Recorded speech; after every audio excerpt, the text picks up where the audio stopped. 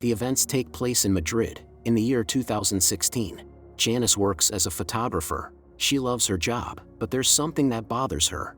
After the shoot, Janice consulted with her client. The issue is that on the outskirts of the city, there's an old cemetery where Janice's great-grandfather is buried. However, the Spanish authorities have refused to allocate funds from the budget for the relocation of the burial, and the judge has stalled the case. Later, Janice showed Arturo the location of the burial. Her great-grandfather perished in the early days of the war, like many others. Now the burial site has historical value, but for the authorities, it's not a sufficient argument. For many years, the Historical Memory Association has been saving up money, so now Janice is interested in how much Arturo would charge to conduct excavations for them privately. Arturo said he wouldn't take any money. He's willing to help, even though he's not a professional archaeologist. However, he collaborates with funds that might be interested in this project. Janice sincerely thanked him. The next day, Janice received a call from Arturo, who said the fund had already received all the archival records. Arturo also suggested that Janice meet. She agreed. Janice and Arturo's meeting ended in passion. And now 9 months later, Janice is in the maternity ward, feeling contractions. In the same ward, there's another woman giving birth, Anna. She's much younger than Janice. Janice tries to offer support to Anna, although she is just as frightened. That's how they met. It turns out neither Janice nor Anna are married and will be single mothers. Janice said her pregnancy was unplanned, but she's still very happy. However, Anna doesn't share her feelings. If she could turn back time, she would change everything. Teresa, Anna's mother, came to visit her. Janice was visited by Elena, her best friend. Janice and Anna almost simultaneously gave birth to daughters. The next day, Anna came to see Janice, who had been moved to another ward. Janice is worried because the doctors said her daughter has some breathing problems. Anna's daughter, on the other hand, has low sugar levels. However, the women are sure there's nothing dangerous. Janice and Anna exchanged phone numbers since they find themselves in similar situations. Their conversation was interrupted by Teresa. She is a theatrical actress and had an audition today. It is very important for Teresa to get this role. Soon Janice returned home with her daughter Cecilia. She is helped by a night nanny, Deborah, and Dolores, the housekeeper. Anna is also learning to take care of her baby. Teresa is over the moon because she has gotten the role of her dreams. Even during rehearsals, Teresa gives it her all. She plays a desperate middle-aged woman who has never found personal happiness in her entire life. Today the director announced that the premiere would not be in Madrid as originally planned. Instead, they will be touring the province. Teresa doesn't know what to do because she can't leave her daughter alone with a 1-month-old baby. On the other hand, Teresa can't give up this role. In the evening, Teresa said she would have to go on tour for a month. Of course, Anna was not happy with this news. When the mother suggested that she go to her father's house for a while with the baby, Anna reacted sharply. She knows she's not needed by her own father. Later, Teresa called her ex-husband Alex and asked him to convince Anna to come to him. However, Alex was not interested in having his daughter come. Teresa said she had been waiting for this opportunity her whole life. If she gives up this role, her acting career will come to an end. Anna overheard this conversation. In the end, Teresa and Alex came to no resolution, and Teresa hung up. Receiving a call from Arturo, Janice was very excited but still answered. Arturo was passing through Madrid and wanted to see Janice and meet Cecilia. Janice applied makeup while reminiscing about how she told Arturo about her pregnancy. Arturo wasn't very happy, stating that he couldn't afford to have a child at the moment. However, Janice didn't care what he thought. She was almost 40, and she really wanted to become a mother. Arturo mentioned that his wife had cancer, hoping it would dissuade Janice from the idea of giving birth. But Janice had already made up her mind and was ready to relieve Arturo of any responsibility. The prospect of being a single mother didn't scare her. In the present, Arturo appeared at her door with a gift.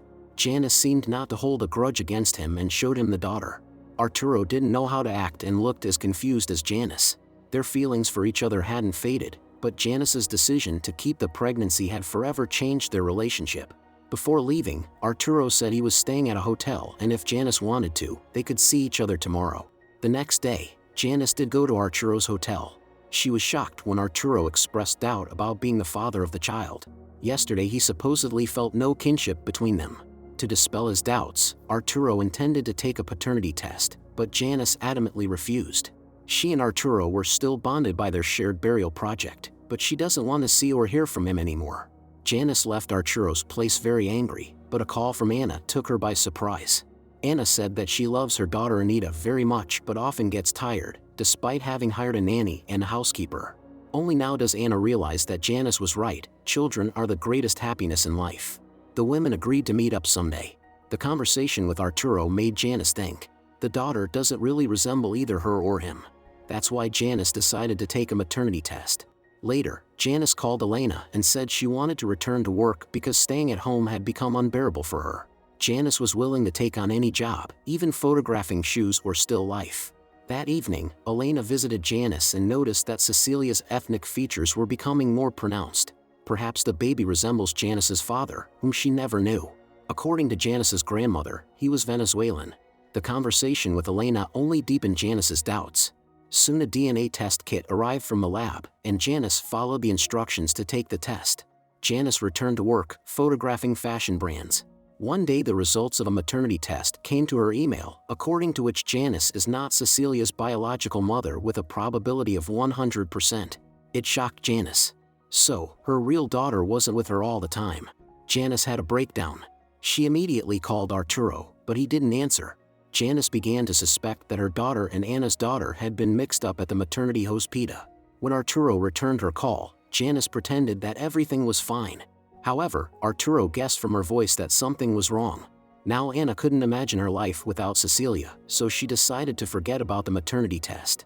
The next day, she went to an electronics store and changed her phone number. That same evening, Janice fired the night nanny for her negligence. She didn't want to put Cecilia in any danger. To avoid searching for a new nanny, Janice enrolled Cecilia in a nursery. Even being separated from the daughter for a few hours was extremely difficult for her. During her photo shoots, Janice continued to think about Cecilia, who had become the meaning of her life. But one day, fate brought her together with Anna, who now worked as a waitress and had changed her appearance, making it difficult for Janice to recognize her. Anna explained that she rented a room and lived independently. Her mother's career was on the rise, so she toured all over the province. Before leaving, Janice invited Anna over. They clearly had a lot to discuss. After her shift, Anna as promised went to Janice's place. The woman asked Anna how she managed to combine work and taking care of her daughter. With tears in her eyes, Anna revealed that Anita had suddenly passed away in her sleep. Hearing this, Janice was deeply shocked. Anna explained that Anita had shown no symptoms, but such cases sometimes happen among infants. It's an occurrence of 1 in a million. Despite the bitterness of her loss, Anna was glad to hold little Cecilia in her arms. When Anna was about to leave, Janice gave her the new phone number and asked to send pictures of Anita. The women hugged. When Anna left, Janice held Cecilia in her arms. Her fear for the daughter had intensified. On the other hand, looking at the photos of Anita, she saw familiar features. The next day, Elena noticed Janice's nervous behavior, but she assured her that everything was fine and proceeded with the photo shoot. In the evening, Anna visited Janice again. It seemed that what had happened to Anita had brought them closer. Janice offered Anna a job as a live-in nanny and housekeeper because Dolores would be quitting soon. Anna gladly accepted. Anna does not know how to cook and do many other things, but Janice promised to teach her everything. For Anna it was an ideal option, because the salary in the cafe is very low. Anna moved in with Janice right away. Anita's passing had broken Anna's heart, but she wanted to continue living. It was the only thing she had left. At night, Janice woke up from a nightmare and rushed to the crib to make sure her daughter was all right. Anna was always with Cecilia, but Janice still worried and couldn't sleep. The next morning, Cecilia asked Anna for a saliva sample under the pretext of doing a full examination. Anna had no idea what was really happening. Janice also took another sample from Cecilia. Later, Janice was going to send both samples to the laboratory. Soon the results of the maternity test arrived in her email. This is when Janice learned that Anna was Cecilia's biological mother, which was her worst fear. At that moment, the doorbell rang. It was Teresa, who was trying to find her daughter. The women had an open conversation. Teresa shared how she had dreamt of becoming an actress since her youth, but an unplanned pregnancy had disrupted her plans. She didn't want to be a wife or a mother and had dreams of performing in the theater. In the end, Teresa divorced her husband Alex, who gained full custody of their daughter. Over the years, Teresa had hardly seen Anna because Alex had prevented it. It was only when Anna became pregnant that the father sent her to the mother. Teresa realized how guilty she felt towards her daughter, especially since a month after Anita's sudden demise, she had left for another tour because she couldn't give up on her dream. Dolores and Anna returned. Of course, Anna didn't expect to see her mother here. They went outside to have a calm conversation. Teresa couldn't believe that her daughter was working as a servant. That's not why she and the father educated her. But Anna wanted to be independent and live her own life. She knew that the mother and father would be better off without her, so she no longer wanted to burden them. Janice taught Anna how to cook. That same evening, Anna received a message from her mother with an apology. Anna didn't want to reply, but Janice convinced her to be more forgiving. The women had dinner together and drank wine. Janice had many photos of her late mother in her apartment, who had passed away at the age of 27 due to substance abuse. Janice was raised by her grandmother Cecilia, who provided her with an education. Anna raised a toast to family. At some point, a spontaneous passion arose between her and Janice. The next day, they visited Anita's grave and placed flowers. Anna couldn't hold back her tears. Then Janice asked Anna if Anita's father knew about her passing.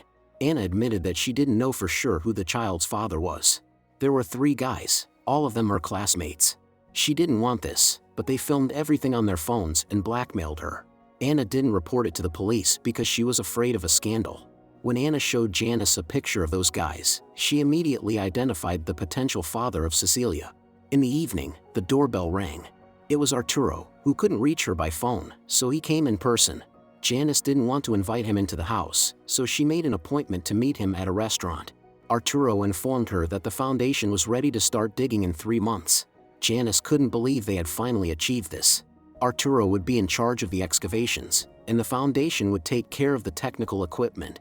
Janice left her new phone number with Arturo. He mentioned that his wife had fully recovered, and he had filed for a divorce. Janice didn't know how to react to this news. Janice and Anna were growing closer. However, Janice felt guilty about the secret she was hiding from everyone. Anna was jealous of Janice's relationship with Arturo and even with Elena. Janice assured her that Arturo meant nothing to her, they were only connected through a common project. In the evening, Anna continued to inquire about Arturo. Janice explained that he was a forensic anthropologist and that he helped her move the remains of those who perished in the war, including her great-grandfather, so they could be properly buried. Anna saw no point in this, considering it a waste of time. Janice seriously told her that the past was crucial. Until all the deceased found peace, the war couldn't be considered over. Moreover, it helped the person decide where they wanted to be here and now.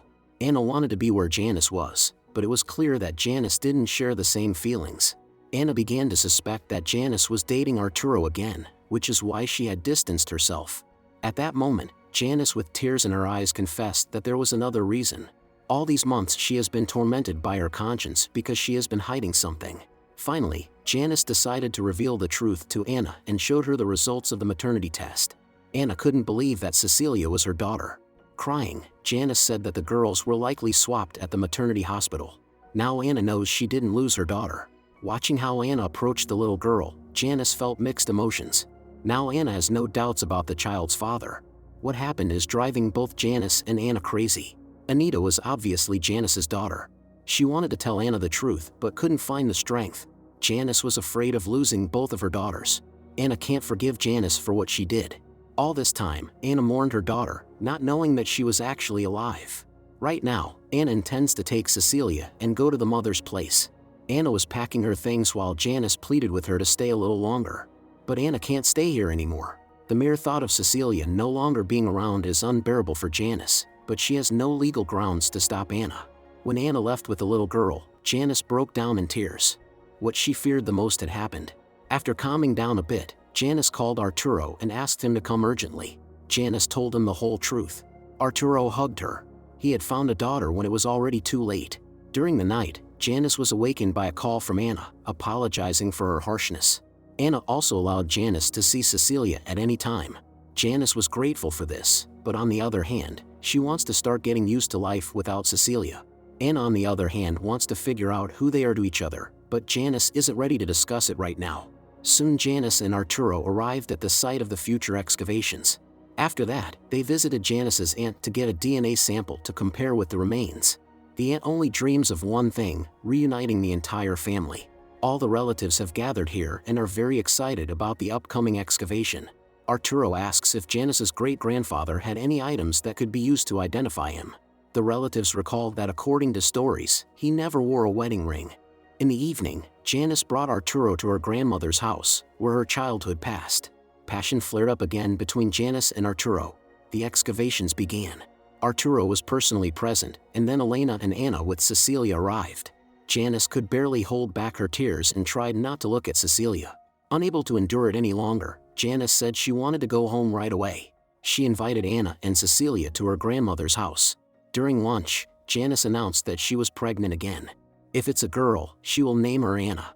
The excavations are in full swing. A mass grave has indeed been discovered here. Many people have gathered here to pay their respects to the deceased.